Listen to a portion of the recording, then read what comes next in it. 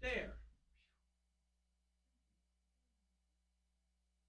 We were missing a checkbox. The one that said stream to Facebook.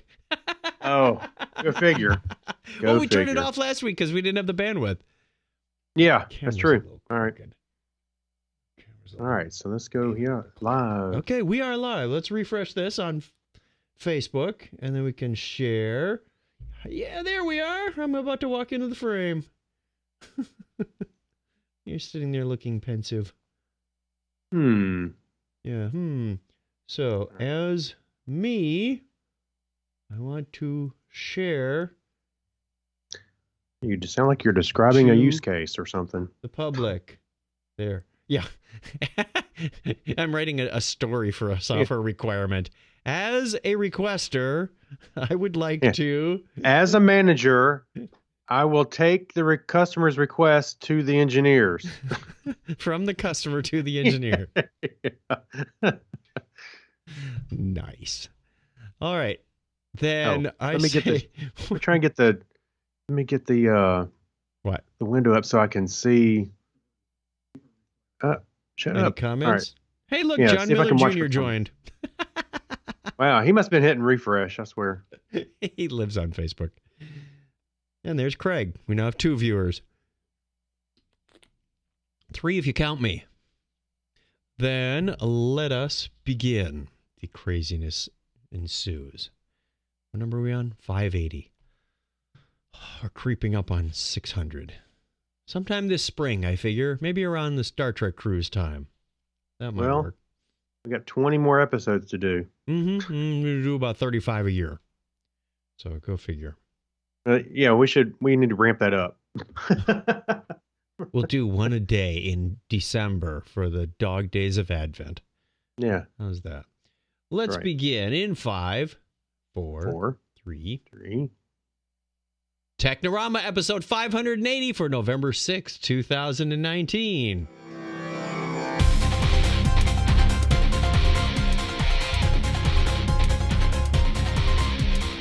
Hello and welcome to Technorama. This is the show that takes a lighthearted look at tech, science, sci-fi, and all things geek. If this is your first time joining us, thank you very much. We do have a first timer, but he doesn't want to be on camera. Do what? Oh, yeah. That's all right. And if you are returning, welcome back. Thank you for joining us once again. We appreciate you giving us your time. My name is Chuck Tomasi from sunny Phoenix, Arizona, where it's not sunny. It's actually dark because we're recording this after sunset. And joining me as always from across that virtual table is Craig Stepp. How are you, Craig?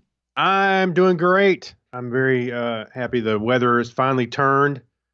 And we had kind of like the cottage cheese. What do you mean turned? No, we actually went from end of spring to like a few days of fall, and now we're heading into winter. You don't know what winter is, young man. From my point of view, I do, but no, not from a Wisconsin. Shoveling snow. They've been getting snow in Michigan and Wisconsin already. So. I know. I've even seen some a friend in Kentucky. They were getting snow.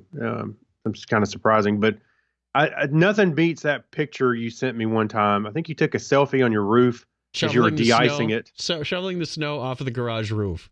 Yes. Yeah.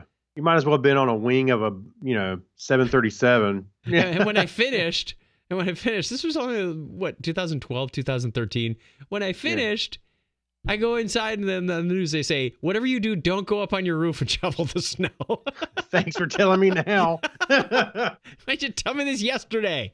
Yeah, what was that bit of safety news about 2 hours ago? Well, it can get... Oh, no, it was spring of 2014, because I remember we'd already made the decision to sell, and I said, I don't want things breaking rafters on my house right before I try to sell it. So didn't need the excess of repair. So everything worked out fine. I got a question though for the houses up there. I wonder if they do the roofs, the inside a little bit different. I don't know, maybe not than here for the added weight. Well, kind of depends. I don't know what you do, but the trusses generally have, the roof has a peak, and then it's got sort of a V or a W-shaped configuration in there. So I guess you could see that anywhere. Okay. Yeah, the way that the framing and the trusses are put together, I think it's pretty standard. Yeah. Okay. But the question is, how far apart you put them. Are they 2x4? Are they 2x6? That I don't know. I'm not a construction person, so I Let's know Google what that. Yeah, no, I'm really not that interested right now. We're Hey, more interested. but if somebody else knows, if you, the listener, call us. What could they possibly do, Craig? Let us know. They can give us a call. All right. So we have a phone number, which is, I know not everybody likes to talk on the phone nowadays, but hey, if you give us a call at 707-530-CHAT, that's 2428, and let us know. You remember the number.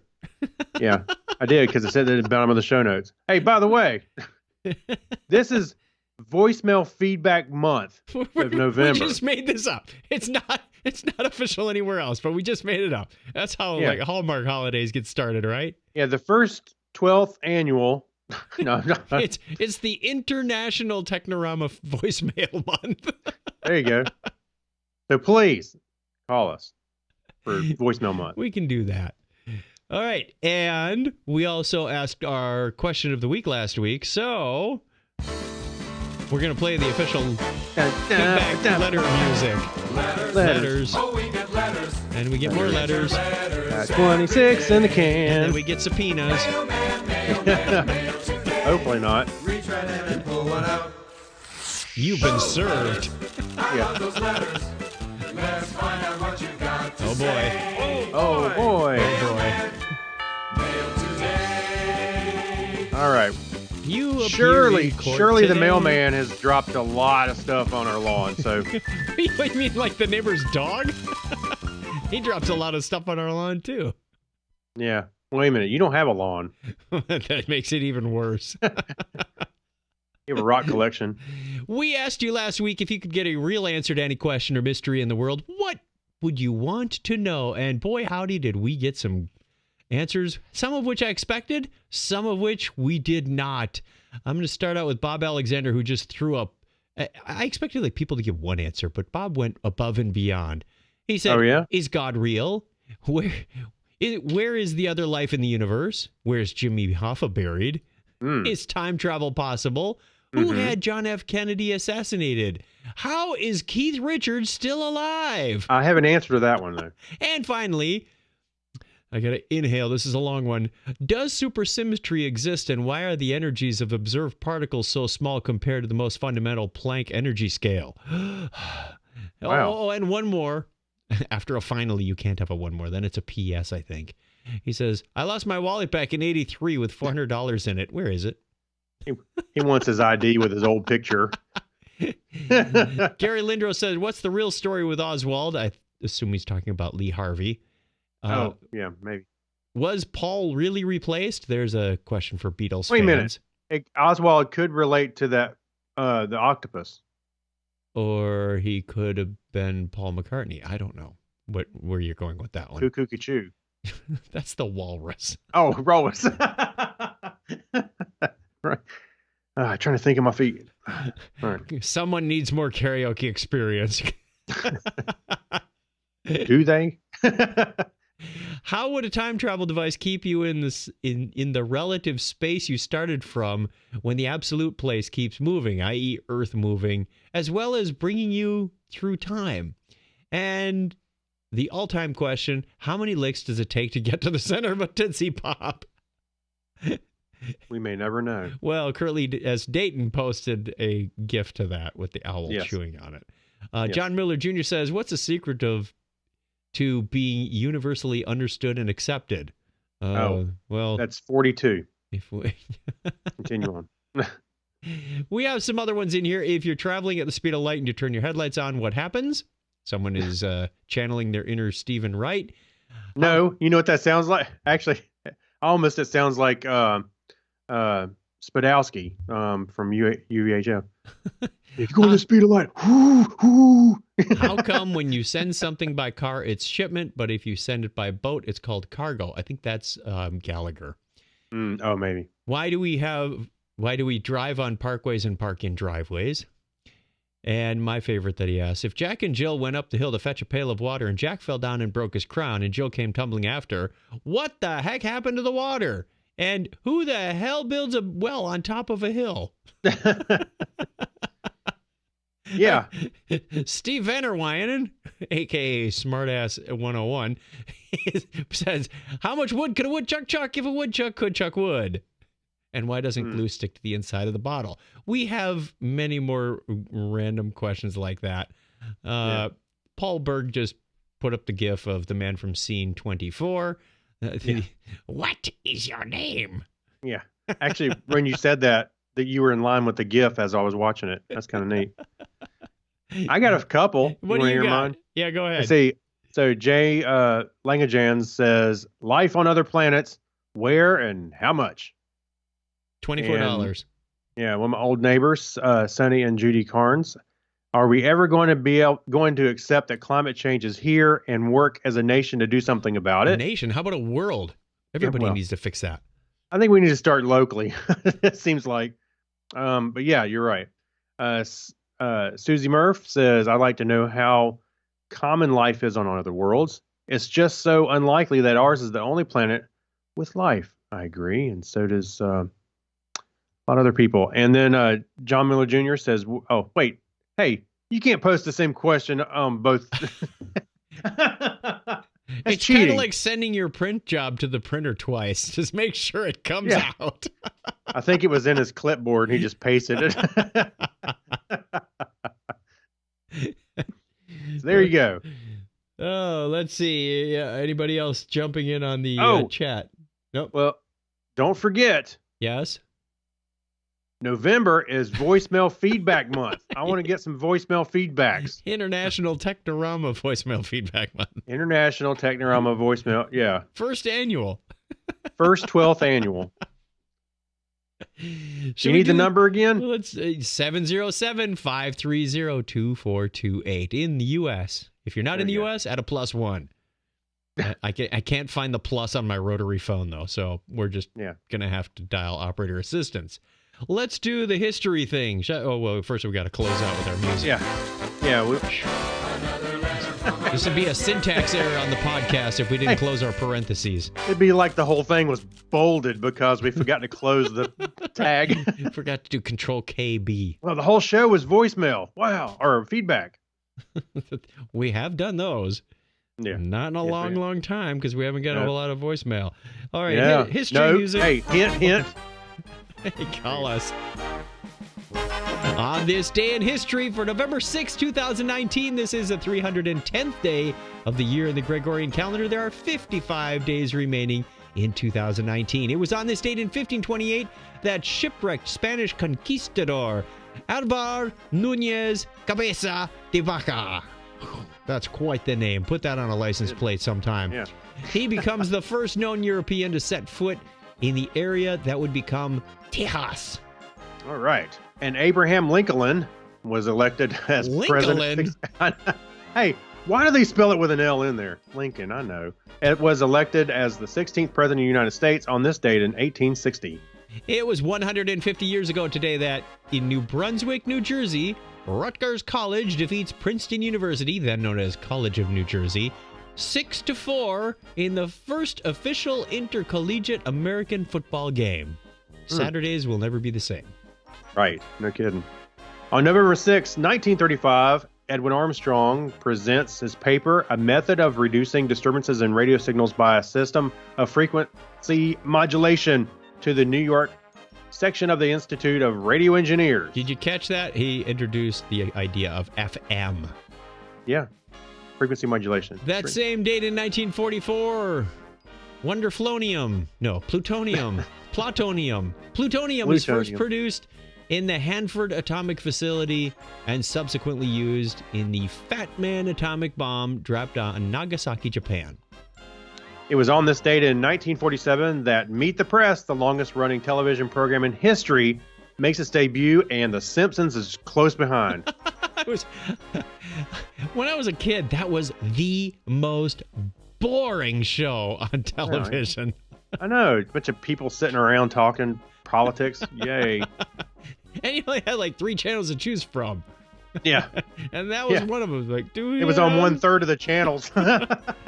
All the time. Or if you were babysitting grandpa and you weren't allowed to touch the TV. Oh, boy. Anyway, also November 6, 1971, the United States Atomic Energy Commission tests the largest U.S. underground hydrogen bomb, codename Kaneken, on Amchitka Island in the Aleutians. I think they made some of those names up. And November 6, 1998, the electric tilt train enters service in Queensland, Australia, and becomes one of the fastest trains in the country and the fastest narrow gauge train in service. Narrow gauge train. Wow. Just width, right? It has to do with width. Or the rails? I can picture when I think of narrow gauge as the little carnival rides, but Yeah, that's very narrow. happy birthday goes out of the state to English scientist George Ent, not related to the walking trees. He was born on this date in 1604. And Ida Barney, the American astronomer, mathematician, and academic, was born 133 years ago today. Belgian physicist and academic Nobel Prize laureate Francois Englert, I'm going to go with. Born on this date Englert. in 1932. Nice job, Mr. American. Yeah. And born November 6, 1948, American singer, songwriter, guitarist, actor, Glenn Frey. I forgot he did a little acting. That's right. Yes, he was In on 48 Hours? Was it Miami Vice? Miami Vice? Maybe it was Miami Vice. I want to say 48 Also Hours. turning 61 today is American actor, puppeteer, producer, and screenwriter Trace Beaulieu from Mystery Science Theater. Oh, yeah. I was thinking, I don't know where he's from. Oh, that. Well, Yes, you I meant did. Iowa? Yeah. Minnesota? Idaho. Russian pilot and former cosmonaut, Nadistya Yeah, good job. Kazhelnya was born on this date in 1962. I knew we had to have one in there to stump you. Kazhelnya. Gesundheit. Yeah. American actor and director Peter DeLuise is 53 today. He's best known, well, in my book, he's best known for Stargate SG-1. Listener, No. Yes. Peter DeLuise. Not I'm sorry. Dom DeLuise. It's Dom DeLuise's son, Peter. I was going to say, if it was Dom DeLuise, we were talking, Cannonball Run. Absolutely. And many other things. Listener birthdays this week include November 8th, Mark the Uncaffeinated One, host of The Weird Show. On the Drift shares that same date of November 8th. November 10th is John Noble. What? That John Noble? Our John Noble from the island. I'm not sure what island he's on, but at least he hasn't been voted off yet. No. And it was on... No, that's the way it was on this date history for November 6, 2019. If you want to get your name on the birthday calendar, you can go over to that URL that you see right there on the bottom of the screen. If you're not watching and you're listening to this the old-fashioned way with your audio ears, is you go over to chuckchat.com/wiki, add your name to the calendar, and we will give you a shout-out at the appropriate time of year. If it is your birthday and we didn't give you a shout-out, happy birthday to you. We wish you all the best. Where are we did on forget this one song? thing. What did we forget? November 6, 2019, we recorded this show. Yeah, Actually, okay. November 3rd, actually, but we Whatever, released dude. the show. There you go. Are we at the end yet? Yeah. Yes! I can't see the timer right now because we're using Skype, and it's just covering that part out. That's the way it was on this date history for November 6, 2019. I know I already said that, but it's just more fun at the end of the song. Okay. Let's get on with the news. We have... I don't know what kind of news you would call this. Let's go with this one. Top secret news, everyone! This story has a lot of holes in it. Oh, boy, as most of our shows do. From Live Science, astronomers just found the first evidence that mini black holes exist. Weren't these theorized when they were going to turn on the Large Hadron Collider? What Yeah, creates a I black thought hole? they thought we were going to make one here. Yeah, right. Okay. An entirely new class of black holes may be lurking in the universe, and these may be far tinier than what scientists have found before, according to new findings. Black holes are massive celestial objects that gobble up everything that comes too close. Kind of like the buffet, the all-you-can-eat buffet. Not even light can escape a black hole's intense gravitational grasp. The search for black holes, small and large, such as the supermassive ones that sit at the center of most galaxies, including our own, helps researchers piece together how the universe works and creates a narrative for the life and death of stars. That's because black holes are the corpses of what used to be massive stars that underwent explosive demise, ultimately collapsing in on themselves. Am I doing enough dramatic read for this? They stink because they've been decomposing. And The explosive death and subsequent collapse of stars can form two different objects.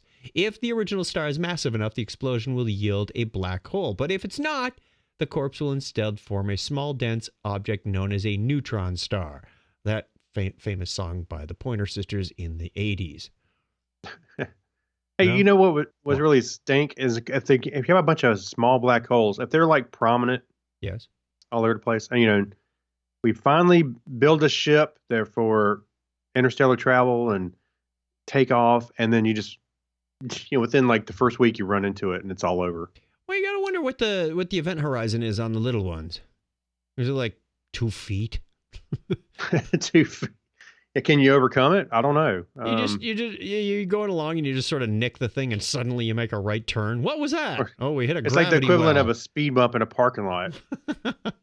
What was that? I don't know. Or like sticking out Like your a- hand and you hit a pole and you just sort of turn yourself around. Or Yeah, the way then you my caught- golf ball doesn't go into the cup. It just sort of rides the lip around and goes out the other side. Yeah, it's like one of those things you just call the city and have them come fill it in and keep on going. We need a pothole filled in just the other side of the moon. Hey, wait, no, call Domino's. Aren't they doing that? They're doing that now. Domino's Filling it- doesn't fill in black holes. Well, yes, they do. If you're hungry, black hole. Uh-huh. So astronomers typically search for these black holes in our own galaxy by measuring X-rays that are emitted when the black holes siphon material from nearby stars. In distant galaxies, on the other hand, researchers look for gravitational waves produced by the merging of two black holes from a collision of neutron stars. That was pretty awesome when we discovered that. Mm-hmm. But a group of researchers wondered if there might be relatively low-mass black holes that don't emit the telltale X-ray signals of the other black holes. Such hypothetical black holes would likely exist in a binary system with another star, though they would orbit far enough away from the star that they wouldn't eat much from their stellar companion. As such, the researchers surmised these little black holes wouldn't give off detectable X-rays and so would remain invisible to astronomers, said Todd Thompson, the professor of astronomy at the Ohio State University. You have to say that, emphasis on the, and lead author of the study laying out the new findings. Quote, "We're pretty sure that there must be many, many of these black holes in binary systems with stars out there in the galaxies, just that we haven't found them because they're really hard to find," Thompson told the Live Science. But it's always interesting to try and find things that can't be seen, and black holes in general. So there's a search out there. They could be there. We'll see if they say they've found evidence of it. We'll lead you to the rest of the article at the show notes over at chuckchat.com/Technorama. There. Over at our website, you can look at episode 580, the first article about astronomers that just found the first evidence. Our next one comes to us from our special guest host who isn't here with us tonight. Brian Brown submitted this and said, "Hey, possible Technorama material?" I said, "Oh, absolutely. Yes, yes." Oh, yeah. Would I you think like- he's also thinking wishful thinking when I think when he you. secretly wants this superpower. Oh yeah. So who go- wouldn't? go ahead and It's a read time on. saver actually. So after years of inexplicably Keep trying. inexplicitly. Inexplicably. I know. I'm just making up words. Getting drunk without drinking alcohol, having mood swings and bouts of aggression, landing a DWI charge, some states it's a DUI, on the way to work one morning, and suffering a head injury in a drunken fall, an otherwise healthy 46-year-old North Carolina man finally got confirmation of having alcohol fermentation, yeast overrunning his innards. Yes. Poor guy. Getting him sloshed anytime he ate carbonated No, laden not carbonated. carbohydrate. Pardon me. Carbohydrate. I was thinking the beer. Carbohydrate laden meals. So through the years, medical professionals and police officers refused to believe that he hadn't been drinking. They assumed the man was lying to hide an alcohol problem. Meanwhile, he went on an untold number of psychiatrists, internists, neurologists, and gastroenterologists searching for answers. The answer only came after he sought help from a support group online and then contacted a group of researchers in Richmond University Medical Center in Staten Island, New York. By then, it was September of 2017, more than 7 years after the saga began. Poor guy. The New York researchers finally confirmed that he had a rare diagnosed condition called autobrewery syndrome. So from there, the researchers started him on a powerful antifungal medication to try and clear the boozy germs from his system. Which didn't work. Yeah, but he relapsed weeks later after sneaking some forbidden pizza and soda. The researchers tried again, giving him an even stronger round of antifungal drugs. This time, though, the tube directly into his veins, central catheter. By February of 2018, tests indicate he was free of the fermenting fungi.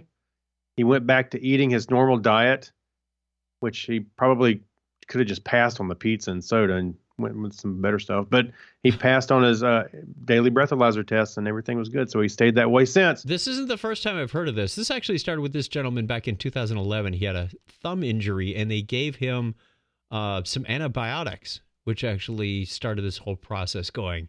And, you know, that it sounds fun and funny. You go, woohoo, I got my own brewery. Just when all I got to do is eat a sandwich and I'm high.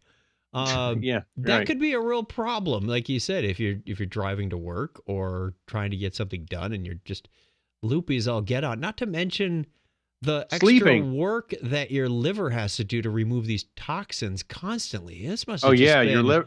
your liver would be working all overtime. Exactly. Yeah. If you knew what was doing it, obviously you could avoid that and say, all right, it happens when I eat bread, pretzels, anything that's got carbs in it.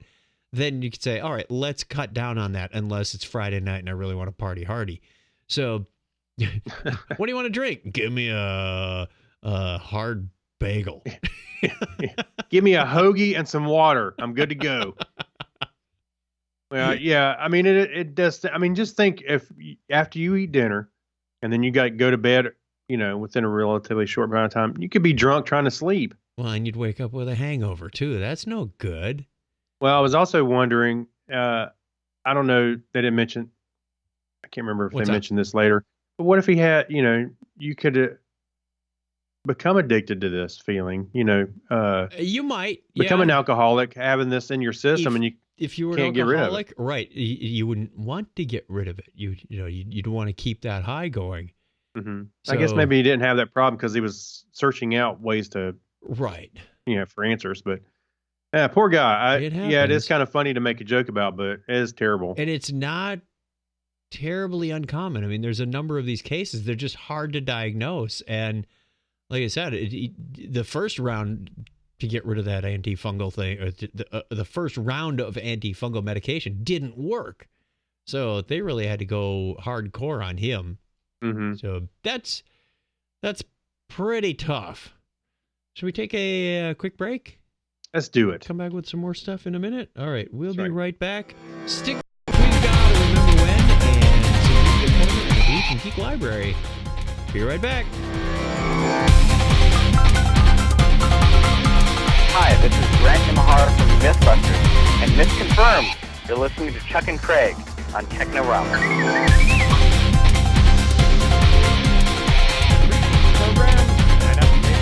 I'm Ben. And I am Keith, and we are the Two Gay Geeks. We are the nerds behind TG Geeks webcast. We talk about sci-fi, comics, film, horror, genre. You name it, we talk about it. We release an episode every Monday morning at 6 a.m. You can find us on iTunes, Blueberry, Stitcher, and iHeartRadio. Also, look us up on YouTube. And of course, we can be found at tggeeks.com, where you can find not only our webcast, but articles about other geek goodness. So come along for the loudest ride in the potosphere. Did you just say potosphere?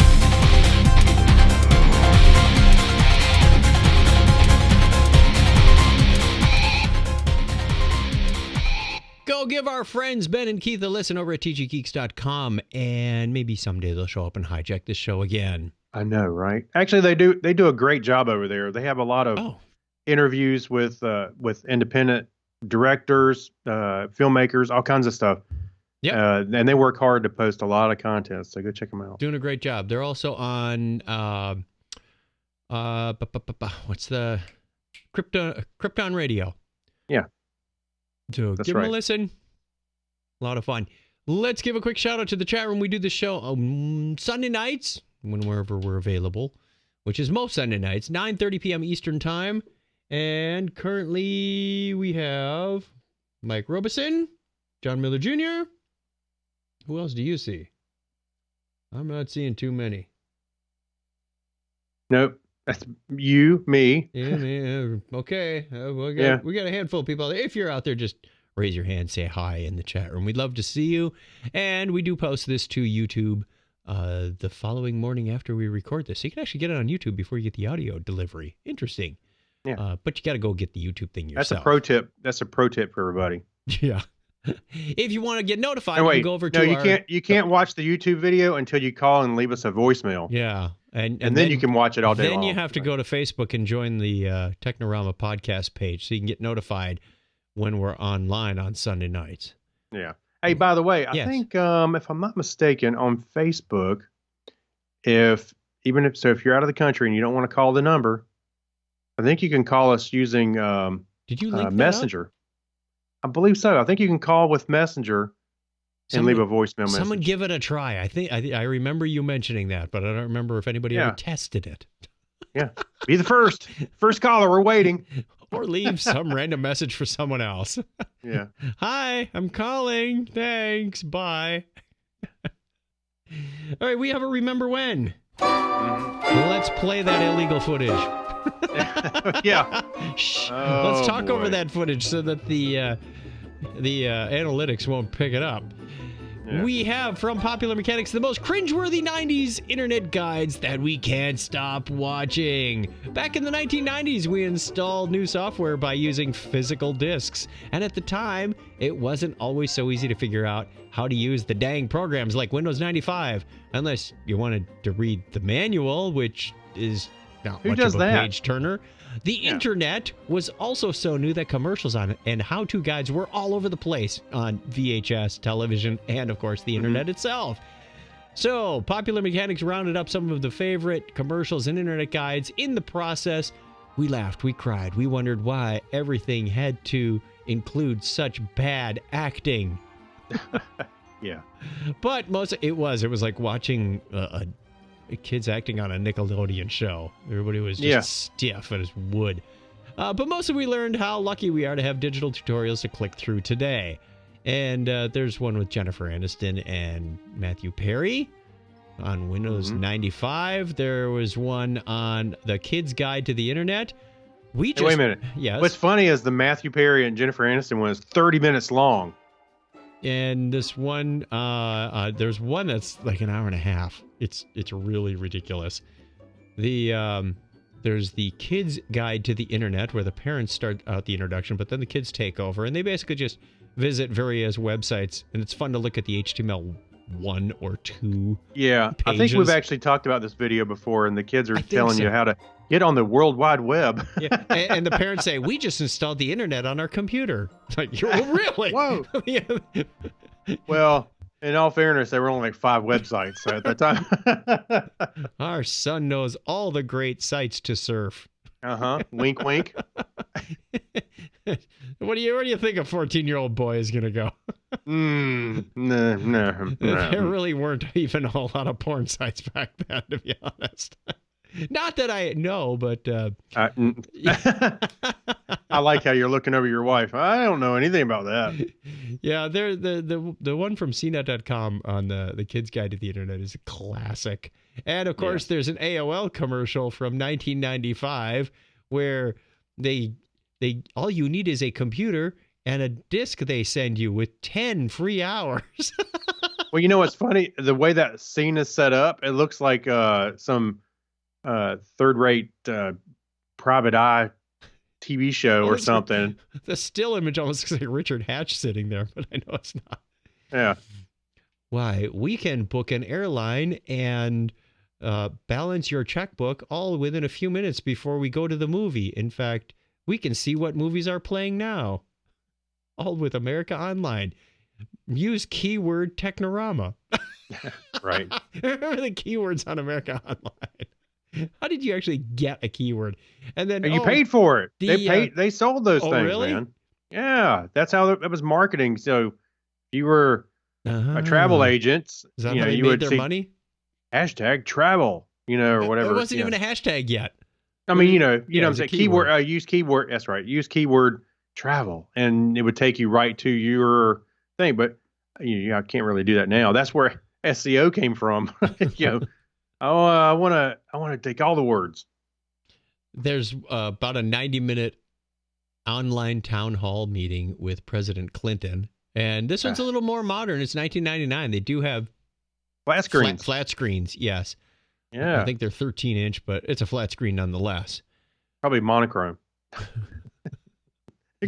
Green screen. Flat green screens. It's actually gas plasma. Yeah, could be. So we invite you to go over to those cringeworthy internet guides and relive some painful memories. But my favorite, Yes. hold on, my favorite is Steve Ballmer down at the bottom, championing the developers and Is sweating like this a the pig. classic jumping around on stage? Developers. Yes, Oh my. Yeah. That's he was super into it right there. He's yeah. working it. Yeah, and like you said, sweating like a pig. Yeah, This show wouldn't be possible, of course, without our, I guess they'd be analogous to developers. They're our patrons. We love these people because they keep the show going. And we want to give you, wonderful people, a shout out on the show every week, if for as little as $1 a show. The likes of Kyle Nishioka, Abner Braverman, who has just graduated. That Abner Braverman? Yeah, he's graduated to the top tier that we have to offer. Oh, Yes. He is we got to get him now the Burger King crown. in the elite status. He's wearing the paper crown that he can print out from the website. And the tongue depressor from the doctor's office. Hey, that's what I'm gonna do. He's gonna For higher up patrons, I'm gonna put a paper cutout of a crown you can put on. We're gonna put googly eyes on anything at this point. Right. Ben Vaughn, thank you very much. Mike Wills, Megapodtastic, Night Gig Studios, Gary Lindros, John Clifford, Leon, our very That own. Leon? Yes, that Leon and that John Noble. Oh, okay. Our John Noble, Chris MC, Alexis Duran, Saturday Morning Media, a.k.a. Grandpa Choco, Steve Therian, Jorga Schrauen, our postcard man. Yes. I did mention that postcard and podcast are spelled almost the same. Just one has an R in it. Yeah. Okay. John Miller Jr., who hangs out on our Facebook page and just keeps hitting refresh till we go live. Amber Elstad, Harold McKinstry. Thank you, Amy Bowen. Thank you, Denise Inglis, Stephen Wetchy, Welchie! Dean Jensen, Dandy Man Coyer, NCAF1. Thank you, Mark. Matt Baum. He's our staff barista. And, of course, our newest, latest, greatest Patreon patron, Christina. Thank you, everyone. You help keep this show going. And as a result, not only do you get your name as enshrined on every episode, but you also get special content recorded immediately after this show. Hey, but I'm sorry, did you mention Matt Baum? Yes, I did. Okay. I did. I got everybody on the list. I just Did you mention Steve Therian? Sorry. Steve Therian. That's one of those things with the horizontal and the vertical. It goes, "Ooh-ee-oo-oo-oo." Yeah, that's exactly what that is. This thing. Yeah. Yeah. That's right. All right. So, thank you very much to all of you. You can be a patron as well for as little as $1 a show. Because if we don't produce a show, you don't have to pay. That's the cool part. Yeah. And I'm gonna make you a paper crown that you can print out and use for yourself. Wow. And then we'll send you the snowflake template. Yeah. For Christmas. Yeah. That's right. You can have a Technorama snowflake on your Christmas tree. Go over to patreon.com/Technorama podcast, and maybe some of these ideas that we throw out will be realized at some point. We'll let you know. Thank you very much, everybody. Let's head over to the media corner. We didn't do the media corner yet, did we? I didn't skip anything this week. Sometimes that's been known to happen. No, you're good to All go. right. You're free and clear to navigate. Welcome to Blockhead Video. Roll Hey, on where one. can I find some good information about music and TV and videos and things? Over here in the media corner. Oh, by the way, By before the we way. get started, Yes. since it kind of fits in this, in the media corner, but my friend has the bar, Player One Up, the arcade bar, Mhm. and I went down there. He got a Gyrus game in there. So I was like, I'm going to own this game. So the other night, Friday night, Fred and I were playing it, and I got the high score. I got the top two high scores on it, and I was feeling pretty good. I walked in. I happened to go there today, and I looked. Somebody else is beat me out by 100,000 points. So the challenge is on. And what was your previous high score? Like 3,200? No, 3,200. Now what was? Hold on, I'll tell you. It was like 100. I took a screen. Here you go. 168,500. And they beat you by another 100,000? Yeah, but You've you know been what? schooled is what you've been. No. Well, today I did get up to 200,000. Right at 190. Excuse me. And so I'm gonna own that game. You got to build Watch. up those arcade muscles again. I'm gonna do it. They've I'm gonna do it. atrophied since you were 14. Well, the problem is I can't install the ROM at home because you really need the joystick and the button to play. Not a controller, but I don't know. I'm gonna try. I'm gonna work it out. All the best games used a joystick. I know. No. Gyrus uses a joystick and a button. At Yeah. home, I don't have that joystick and a button. Right. That particular one. So Okay. you can get. I know the patterns. It just All right. it just takes some time to work on. Read on. What else has we learned from the internet? Oh, let me open this link and I will tell you. Because the internet makes a linguist's case for leet speak and other online text fads. So the internet has done good things for the English language. I kind of screwed up language there. The most important thing, linguist Gretchen McCulloch, McCulloch, just kidding. like a chainsaw. McCulloch, has to say about in her book, because the book is called Because Internet, Understanding the New Rules of Language. Through many prominent opinion havers rage about the imminent death of the English language at the hands of emoji-wielding teenagers, the internet has done no more harm to English than television, radio, or dime novels. Or the printing press. Or the printing press. Let's put that one in there. In fact, McCulloch makes a compelling argument that internet language, and emoji in particular, is restoring life to the relatively emotionless medium for text. I'd agree with that. Yeah, I think so. I mean, I don't have a problem using them. For hundreds of years, public writing was limited for formal contexts like newspapers and books written by educated people using very formal language. Educated. You're assuming that Yes, everyone who was writing was educated. Yeah, yes. Formal language for the edification of other educated people. Even fiction draws a clear line, formal dialogue and formal narration. On the internet, on the other hand, the lines are much less clear. Private, informal writing like shopping lists, notes passed between students in the back of a classroom, or the writings of T. Morris, is publicly visible. Now, any butthead with a phone can write. Yeah, T. Morris. I'm just name dropping this. Wow. Craig's got an axe to grind today or something. Hey, it's voicemail feedback November. You just want to see if T's out there listening, or one of his friends. He goes, fast forward to about 40 minutes. You're going to get, Craig's going to get on your case. That's all right. So, as now publicly visible, and the conventions developed by individuals or small groups for writing informally can spread and interact on a global scale. To McCulloch, it's more exciting than it is scary. In reading Because Internet, the book, it's kind of weird throwing those two words in there. Because Internet, might convince you to feel the same. Okay.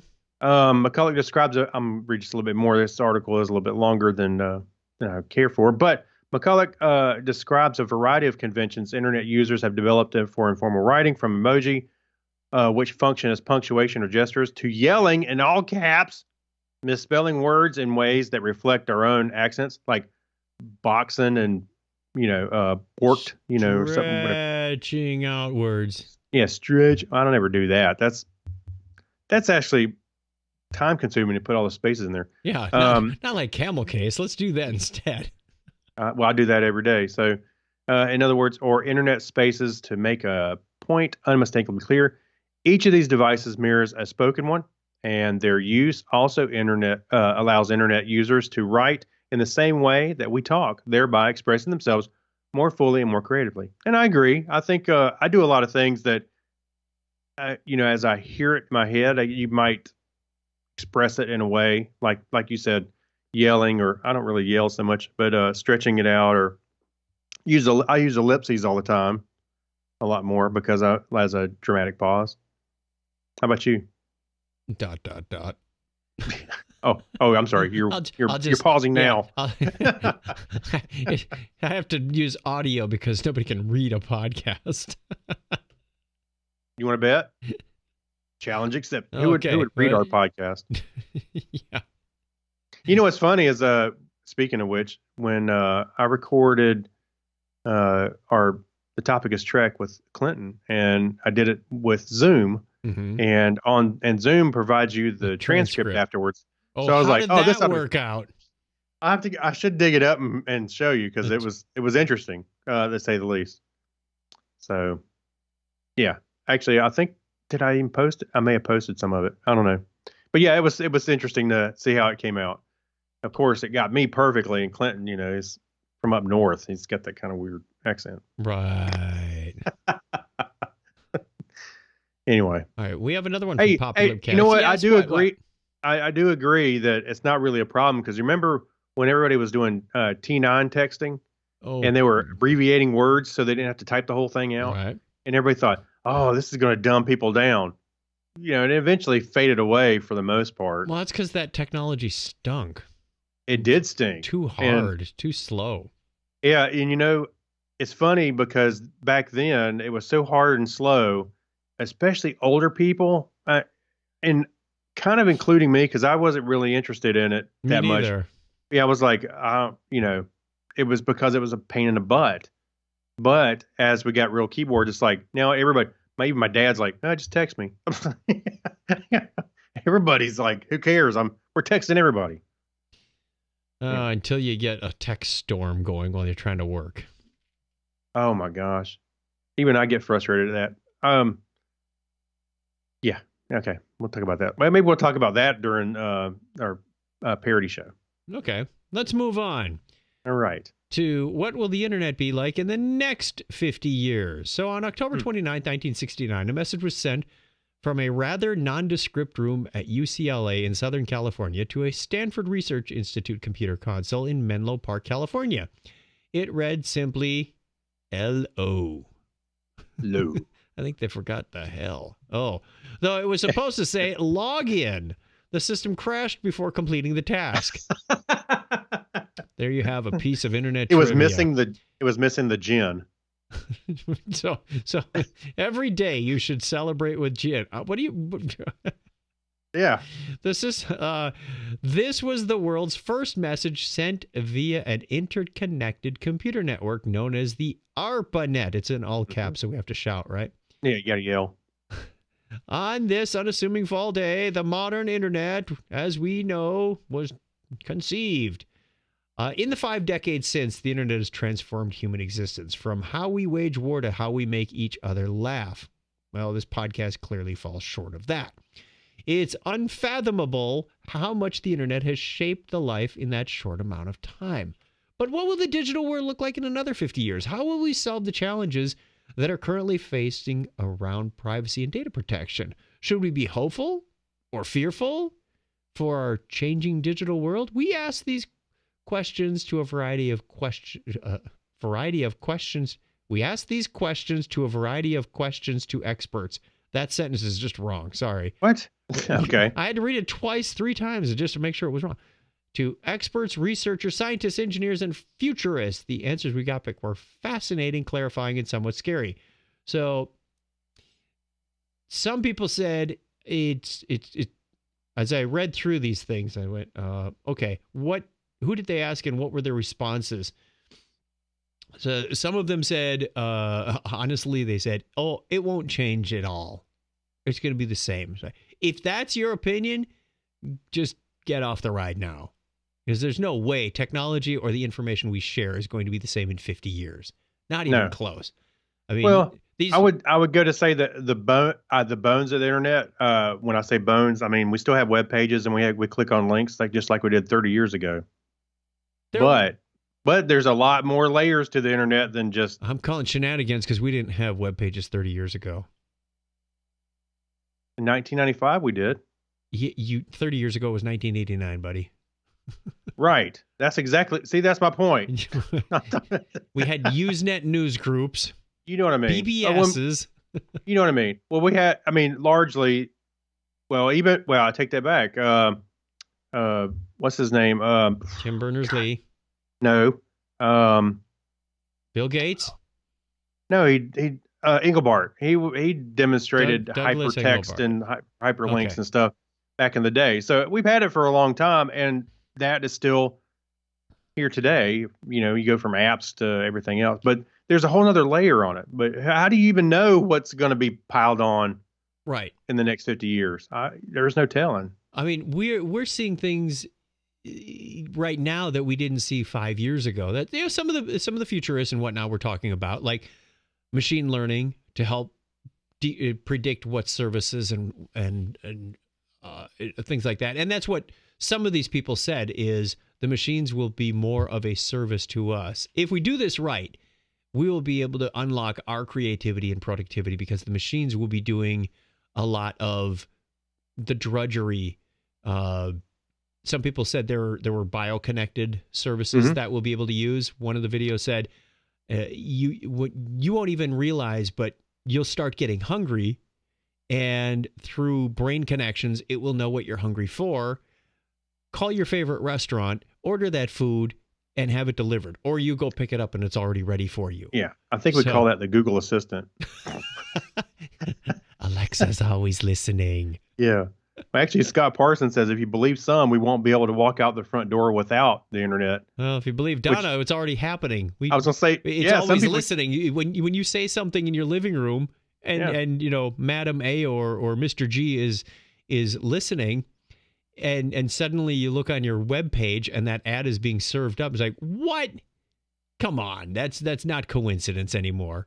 Yeah, that's like it's like thinking about a musical artist like Paul Simon, and all of a sudden you're in the grocery store and you hear Paul Simon playing, and it's like he's like following me around. Then you hear here in the car, like, he's everywhere. They're listening. And then you find yourself having Paul Simon dreams at night. It's just weird. Actually, you know what? I kind of predict, and I talked about this with Michael Meningay when he was way back when he was on our show, that I think that there's going to be some people that kind of that will have a rejection of technology to a degree, especially in social settings. I bet to promote human interaction. Kind of like the anti-vaxxers of the internet. Yeah, leave your phones at home, kind of party kind of thing. I think you'll see that.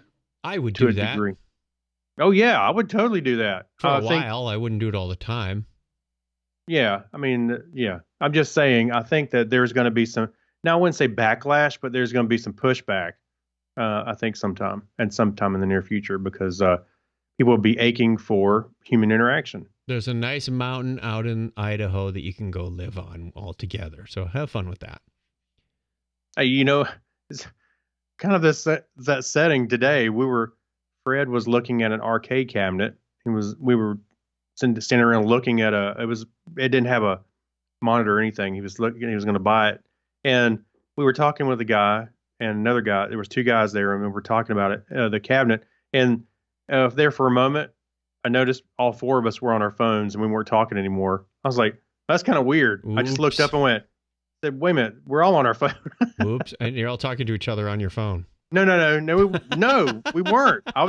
I just pulled it up for just to see what came through because I wasn't really part of the conversation, but I looked up and all four of us were standing within 2 feet of each other with the phones in our hands. You all basically checked out and left. Yeah, we're done. Yeah, we're done here. No. All right. Speaking of we're done, why don't you finish us out with the last story? Yeah, and speaking of the next 50 years, the Internet Archive is making Wikipedia more reliable. And to be honest with you, I love the Internet Archive. I don't know if you've gone in there and looked at it, but the Wayback Machine is a lot of fun if you want to go look at some old websites that maybe you used to go visit back in the day and see what they used to look like. It's pretty cool. But Wikipedia is the arbiter of truth on the Internet. It's what settles arguments in bars. Okay. Trying to think of the last time that happened for me. It supplies answers for the information snippets you see on Google, Bing, search results, and it's the first stop for nearly everyone doing online research. The reasons people rely on the Wikipedia, despite its imperfections, is the very claim is that every claim is supposed to have citations. Any sentence that isn't backed up with a credible source risks being slapped with a dreaded citation needed label. Anyone can check out those citations and learn more about the subject or verify that those sources actually say what a particular Wikipedia entry claims they do. That is, if you can find those sources. How does that work with biography? If I was to look up Bill Gates's page, how do you put a citation on somebody's history? If you start stating a certain fact, then you would have to have a link to that fact. I mean, I couldn't just. I mean, what are you say supposed Bill to say? Gates, Bill Gates was born this particular date, and give a citation to his birth certificate. You could, or to public records or something. I don't know about every sentence. Yeah, I think exactly. every claim. Yeah, I think they're going a little far with this, but okay. I mean, even a research paper wouldn't have something for every sentence, but maybe the block of whatever the claim was. So what does the Internet Archive have to do with any of this?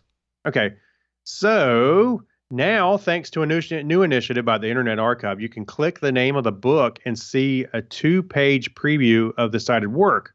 There you go. So some of the cited works may disappear, is what they were saying, but they want to be able to click through and go see some of the old stuff. Podcasting so as long for as Dummies. the site, Podcasting for Dummies by Chuck Tomasi and T. Morris. Yeah, the first one. You lost my place. You can also borrow a digital copy of the book as long as no one else has checked it out for 2 weeks. Much the same way you can borrow a book from a local library. Some groups of authors and publishers have challenged the archive's practice of allowing users to borrow unauthorized scanned books. The Internet Archive says it seeks to widen access to books in balanced and respectful ways. So the Internet Archive is turned 130,000 references in Wikipedia entries into various languages into direct links to 50,000 books that the organization has scanned and made available in the public. So the organization, so basically they're turning it into a library, it sounds like. Okay, so how many copies of each book do they have? Is it just one? That's a good question. I don't know. You can borrow books from the library, electronic books from the library you can now. borrow from the library, and the library has a different policy than just, hey, I'm going to scan this book and make it available. But honestly, is one copy and somebody could have that for 2 weeks, you'll never get the book. Yeah, but actually, I think this is a good way to at least cite some resources that aren't going to necessarily just go away. They're in perpetual. Okay, and some things may be in the public domain that are hard to find. I don't know. Well, I'm gonna have to go check it out. But anyway, Okay. I love like I said, I mentioned earlier the Wayback Machine. I went and looked at an old version of my website, and I'm like, it's, Yeah, with my I know hand what coded you're HTML. I know HTML. Check me out. But Wikipedia, hey, and there's got to be an unmatched tag in there somewhere. Yeah. Now, I tell you what, we did use Wikipedia as a good starting point. We homeschool our son for some things. whenever they were doing research. Yeah. And we did donate when they asked for money, because I know I think it's a valuable resource in itself. So we'll use it every week on this podcast for On This Day in History. That's true. So maybe we donate as well. Some of your Patreon money goes to that. So thank you very much. And some people say that's the most entertaining part of the whole show. So thank you. I thought it was me. Oh, well. It's entertaining listening to you try and pronounce the names. Yeah. That's the entertainment factor. Thank you, Chuck Tomasi. Thomas E. Tomasi. Yeah, careful. Our question of the week this week is, and we will post this to social media, you have the power to rewind time. What's the first thing you would do? Start the show over. Boy. Have a plan. That's right. And with that question in mind, that brings us to the end of the show. Thank you very much, Craig. Yeah, thank you, Chuck. Let's bring up that ending music. We appreciate your support. You can find us on all kinds of social medias. Do a search for Technorama Podcast. You'll find us.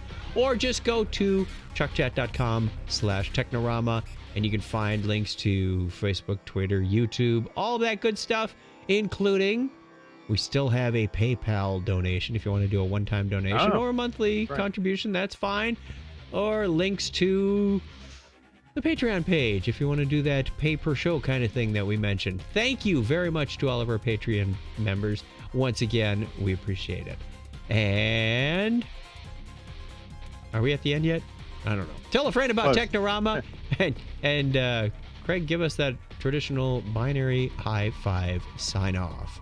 101, everybody. Thanks for listening. Watching. Bye.